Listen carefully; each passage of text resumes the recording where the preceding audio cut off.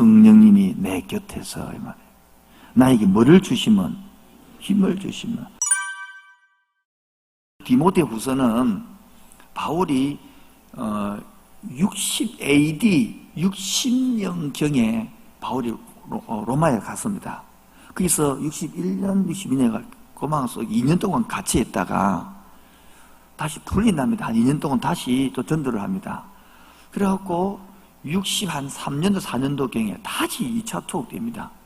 2차 투옥돼서 그 다음에 이어서 순교로 되어 있는데 그때의 마지막 편지가 디모데후서입니다. 이 말이면 죽기 전에 마지막 유서 같은 편지가 나와 있습니다. 신앙생활 때에 저 여러분들이 가장 많이 앓고 있는 오해가 있습니다. 그 첫 번째 오해가 뭐냐면 그리스도인들은 그냥 예수 믿기 때문에 구원받았기 때문에 모든 문제가 그냥 아무 기술로만 해결될 것이다. 교회만 잘 다니면. 그런 착각들이 굉장히 많습니다. 두 번째 문제가 있습니다. 그러면 성경 속에 모든 게 다 답이 있다. 그래 말합니다. 아닙니다. 성경은 큰 원리를 말하는 것이지 지금부터 4,000년 전 이야기를 하는데 어떻게 오늘의 단어가 컴퓨터가 단어가 있겠습니까 여러분? 핸드폰이 있겠습니까? 핸드폰 중독 어떻게 끊을 건데 그런 성경은 그래 안 나와요. 없어요. 그 말은 뭐냐면 큰 원리를 설명하는 거예요. 원리를. 세 번째 오해가 뭐냐면 문제가 있다는 것은 영적이지 못하다 이런 오해가 있는 거예요. 오해 네 번째 뭐냐면 성경의 가르침을 알고 있으면 문제가 또 저절로 해결될 것이다 이렇게 생각한단 말이에요. 아니에요. 성경을 배우면 그거를 가지고 구체적으로 적용해야 연구를 해야 되는 거예요. 적용함으로 직접 체험되어질 때에 진짜 성경의 지혜를 배울 수 있는 것입니다. 우리의 삶은요 그렇게 쉽게 안 됐습니다. 분노가 일어날 때가 많고요, 짜증이 일어날 때도 많고요, 열등감과 외로움과 수많은 문제가 일어납니다. 구원받는 성도들아 그래서 여기서 면제받는 사람 아무도 없습니다. 아무리 신앙생활을 잘해도요, 바울 보라고요, 그런 문제가 같이 옵니다. 왜 내 왔노? 내 신앙생활을 못 했는갑다, 내가 죄를 많이 했는갑다. 그럼 바울은 엄청 죄를 많이 했는데 그러면요, 이 대학된 본성에 뿌리를 두고 살아 인간 존재는요 죄를 지을 수밖에 없는 존재고 그럴 수밖에 고통이 있을 수밖에 없는 존재고 문제가 생길 수밖에 없는 인생입니다. 그러면 뭐가 다르냐? 믿음을 통하여 예수 그리스도를 몸에 우리 속에 소유했기 때문에 이 문제가 없는 게 아니라 그 문제를 이겨가고 그 문제를 헤쳐가고 그 문제를 돌파해가면서 내가 성장해가고 성숙해감으로 하나님의 전하는 통로 대리자로 자라가는 것입니다. 지금 바울도요 어떤 상이냐면 그렇게 주를 위하여 복음 확장을 위하여 죽도록 달려왔습니다. 얼마나 바쁘는지 모릅니다. 그런데 갑자기 뭡니까? 감옥 속에 턱 갇히고 또 마지막에 풀려났지만 마지막에 또 갇히고 나이는 들어가고 날씨는 추워가고 그러니까 그 바쁘다가 툭 멈추면요 한번 생각해봐요. 어떤 마음이 들지? 고독한 거예요. 어떤 장벽이 없이 삶의 모든 분야에 파고 들어온 게 고독입니다. 잘난 사람 못난 사람 상관없고요, 부자 가난한 사람 다 누구나 찾아오는 그런 게 고독입니다.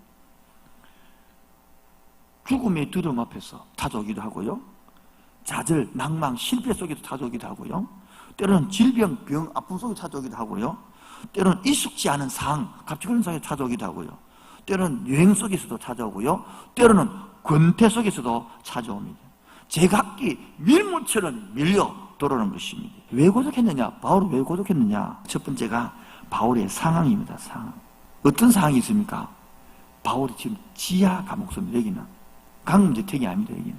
두 번째는 바울은 타인과의 관계가 어떠느냐? 지금 많은 사람들 뭡니까? 다 떠나고 누구만 남아있어요? 누가만 남아요? 이 말은 뭡니까? 바울의 관계가 어떠단 말이에요? 지금요 외롭다 이거예요. 허전하다 이거예요. 그 다음에 세 번째 봅시다. 시기와 때입니다. 날씨도 춥고 뭡니까? 몸도 늙었고. 네 번째는 뭡니까? 자기도 봐도 이제 나의 몸도 늙었고 분위기를 봐도 나 다 끝날 때 돼갔대. 미래를 향하여 복음을 향하여 그렇게 달려왔는데 다메섹 도상에서부터 하나님을 만나고 지금까지 그렇게 미친 듯이 달려왔는데 이제 끝나가 무렵이니까 그 마음이 더욱더 고독해지는 거죠. 다섯 번째입니다. 이 당시에 바울의 생각이 뭐냐니까, 내가 처음 변명할 때에 이 말은 뭡니까? 처음 열정이 있던 것처럼 뭡니까? 시간이 지나서 과거의 항수에 젖어 있단 말.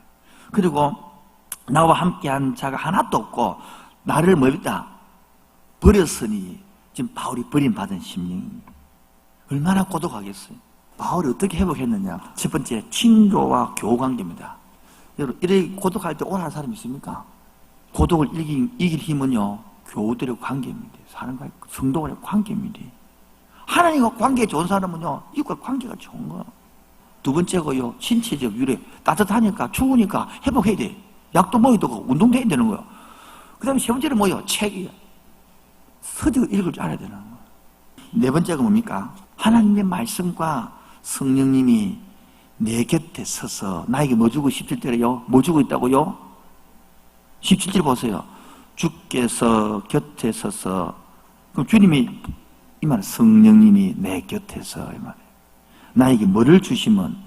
힘을 주시면. 또 18절, 주께서 성령님이 나를 모든 악에서 건져 주시면.